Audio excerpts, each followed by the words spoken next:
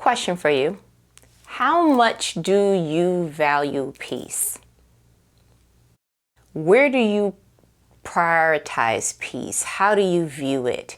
Because spoiler alert, how you actually prioritize peace shows how much you value it. I got a different spin on peace in a way that was a G check for me. I'm gonna go ahead and share, but before I do, go ahead and like this video, subscribe to this channel, and then we will discuss, okay? We're gonna give peace a totally different birth certificate. We are. Oh, you still here? Go ahead and like and subscribe, okay? Go. Go.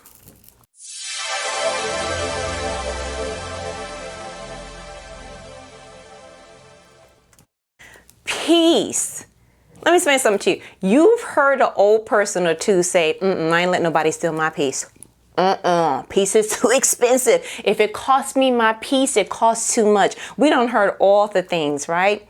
But what I realized was I was viewing peace as a state of permanent relaxation, a state of zen that could not be broken. And what I've come to realize is it's a little bit deeper than that. It's a little bit deeper than you just going on your vacation, you getting that approved day off, you getting whatever your goal is. It's a little bit deeper than that. And I'm going to pose this in this kind of way to you. Why is it that when Jesus was leaving, knowing that he was leaving the earth, not to be with the disciples again until the second coming, he was like, listen, I'm finna leave you with something. You thinking, bruh, where's all the gold? He about to tell us where the diamond is at so that we will never have financial issues again.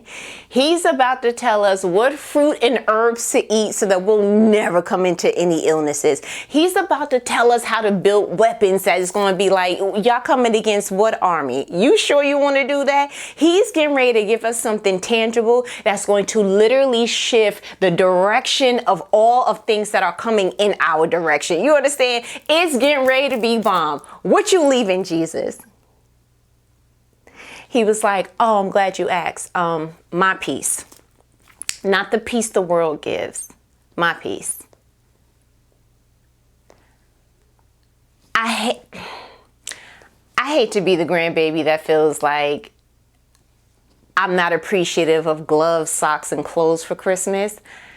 But at 7, you don't you don't quite see like, oh, thank you. Like you don't muster it up as easily as you would the thing that makes the noises or like, the glitter and the doll babies.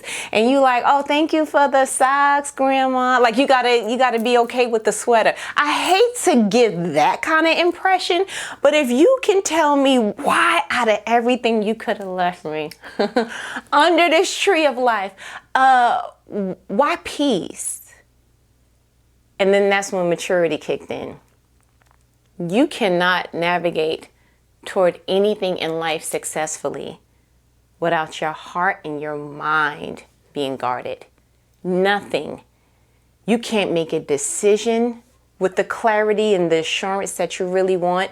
You can't walk up to something or obtain something cheerfully. There's nothing. Literally, try to make a decision with your mind cluttered. Try to make a decision with your heart all over the place. Yeah, tell me where you've seen success with your heart and your mind, not at peace. With your heart warring with your mind. That you think you want to be in a relationship with such and such because of how you feel, but your mind is like, but also he's not changing. That you see like, yo, that's more money. Like they're giving me an opportunity, or I'm getting ready to get this interview for this particular position, or I have a good feeling that I'm actually going to get, and look at the salary. But your heart is like, yeah, but actually look at the job description and see how much is going to make you reprioritize the things that mean something to you, your family, your sleep. The fact that you don't like being in traffic like that and it's going to keep you in there. Yeah, try to make a successful decision with your heart and your mind not at peace. And so it's something to that. It's something to the fact that Jesus was like, out of all the things I could leave you, I'm going to leave you with my peace, not the peace that the world gives. And you got to be like, okay, wait. Because in Philippians 4, Paul was like, yeah, and then you will experience peace that surpasses all understanding. Now, let me tell you something. I've had some peaceful moments, okay? But I ain't have no peace yet that surpasses all understanding until I got really into this vein of the world. And it was like, show me that. You mean to tell me the peace that allowed Jesus to sleep in a storm with his head on a cushion? Give me that.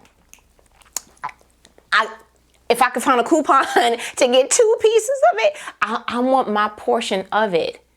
And so I feel this leading of, instead of trying to get the tangible things that you think is going to bring that like void in you to a halt, that you think is going to bring this contentment and this satisfaction, and it's going to make you feel, I really don't think that the thing that's supposed to fill that gap is tangible. I literally think that our Creator curated a particular void in you so that you can always go back to him to get that filled. It's not a vice in the world that's going to allow you to conclude that particular soul satisfaction. You're not going to find it. Can we just spoiler alert? Because I'm real big on not wasting time. Can we just spoiler alert and say the thing you're looking for is not on earth? The thing you're looking for is not on earth. Look at me. She don't exist. He don't exist. The job doesn't exist. The payment that you're looking for, salary-wise or business-wise in entrepreneurship, does not exist. The pet, the children, the square footage, the honk honk, put it in your gas tank. It does not exist. You are not going to find the thing that satisfies your soul on earth. It will come from the one who created you in the first place. So if he's saying, take the peace I leave you, not the peace that's on the world, then that should show you that you Marco Poloing in the wrong direction.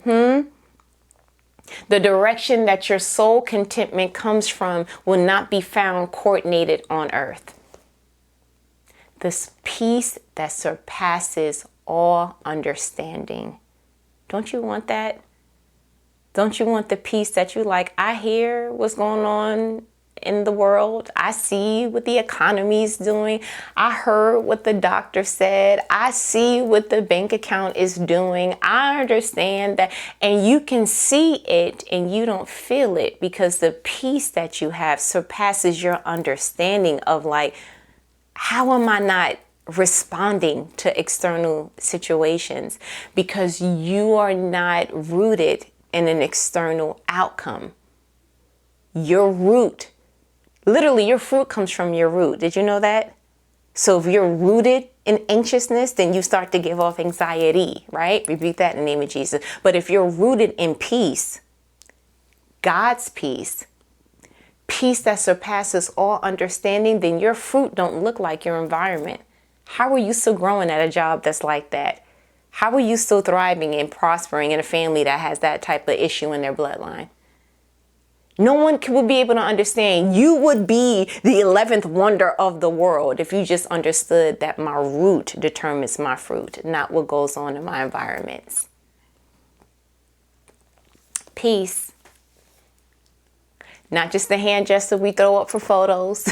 You understand? It's giving a little bit more. It's giving at this point, we're getting ready to look different. And how do you look different? You plant yourself differently. How do you plant yourself differently? You first examine your own soil and realize the things that you thought was going to help you.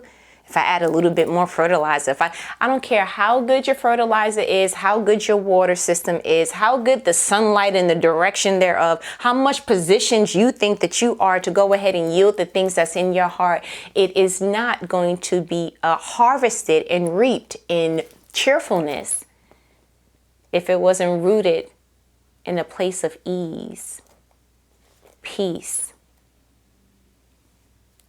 Peace that surpasses all understanding is what you're looking for. So we can go ahead and stop looking in other directions now.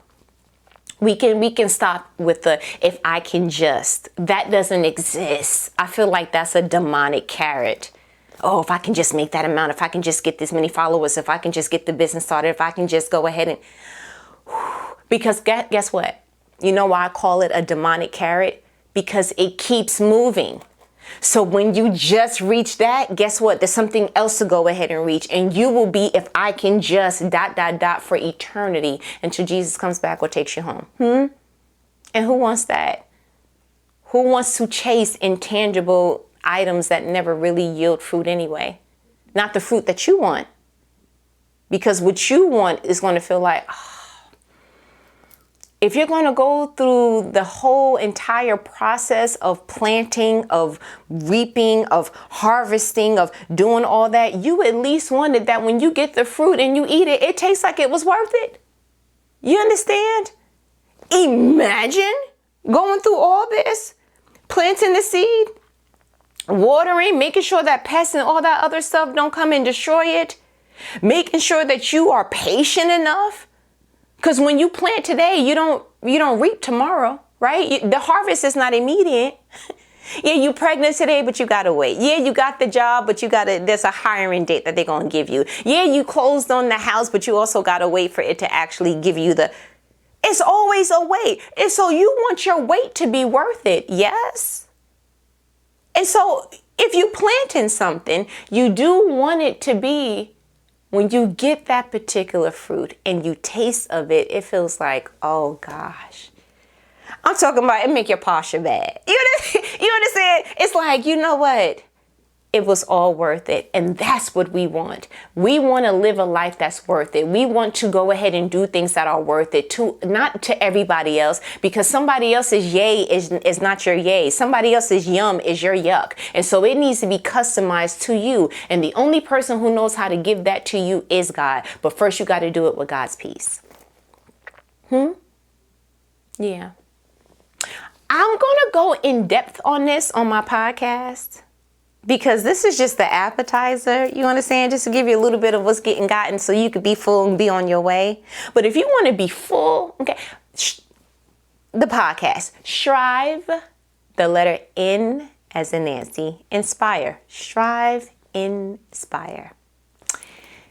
It's pretty to me. I like when something's a little bit whatever. But the bigger question, did you like this video? Subscribe to the channel and do all the things, because we are in the YouTube worlds and that's what we're supposed to be doing. Okay, great. We are rule followers for the YouTubes and their ofs. Yes. But bigger than that, if you literally felt this in your soul and was like, yo, honestly, I know somebody that would need this, go ahead and share. We're not even going, just don't even put a message. Just press the button, go, and then be like, and then look through your blinds to see if because who don't need it? And if God put it on your heart to be like, bruh, I want to sow into the ministry that is of what she's talking about, it's a place to do that. Patreon. Patreon.com/StriveNinspire for all the things that are all the things, okay? But these videos, when do we do them? Every Thursday. Okay, great. So I don't stand in the way of people excelling, looking at all things podcasts, looking at how they can sow into the ministry on Patreon. I don't get in the way of those grandbabies. So I'm going to go ahead and let me go. We talk later, and will later.